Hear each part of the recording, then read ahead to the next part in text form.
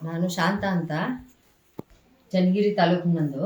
ನಾನು ಇದೇ ಊರಲ್ಲೇ ಇದ್ದೀನಿ. ಅವ್ರಿರೋ ಊರಲ್ಲೇ ಅಲ್ಲೇ ನಿಂತ್ಕೊಂಡು ನಾನು ಇಲ್ಲೇ ಕುತ್ಕೊಂಡು ನೋಡ್ತಾ ಇದ್ದೀನಿ. ಅವರು ಕರೆದ್ರು ಮೀಡಿಯಾದವ್ರನ್ನ, ಇಲ್ಲೇ ಸಲ್ಲದನ್ನೆಲ್ಲ ಆರೋಪ ಹಾಕಿದ್ರು.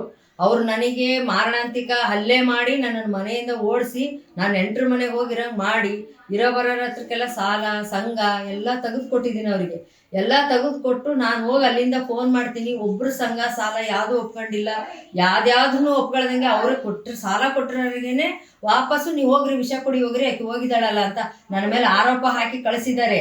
ಆರೋಪ ಹಾಕಿ ಕಳಿಸಿರೋದಂದ್ರೆ ಆ ಹುಡುಗನೂ ನನಗೂ ಸಂಬಂಧನೇ ಇಲ್ಲ. ಅವನೆಲ್ಲೋಗಿನಿ ಅಂತ ನನಗೆ ಗೊತ್ತಿಲ್ಲ, ನಾನು ಎಲ್ಲೋಗಿನಿ ಅಂತ ಅವನಿಗೆ ಗೊತ್ತಿಲ್ಲ.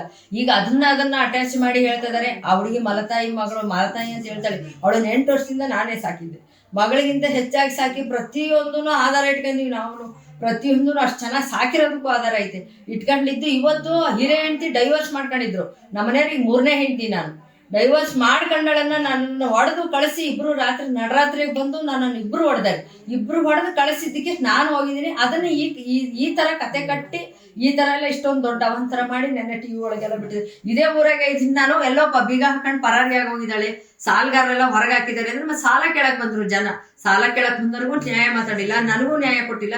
ಹಿರೇ ಹೆಂಡ್ತಿನ ಮಕ್ಕಳನ್ನೆಲ್ಲ ಕರ್ಕೊಂಡು ಮನೆ ಒಳಗೆ ಸೇರಿಸ್ಕೊಂಡು ಮಜಾ ಮಾಡ್ತಾ ಇದ್ದಾರೆ. ನಾನು ಮಜಾ ಮಾಡೋದನ್ನ ನೋಡೇ ಜನಗಳು ನನಗೆ ಹೇಳಿ, ನೀನೆಲ್ಲ ಸಾಲ ಮಾಡಿ ನೀನು ಅಲ್ಲಿ ಹಾಕಿ ಹೋಗಿದ್ದೀಯಾ.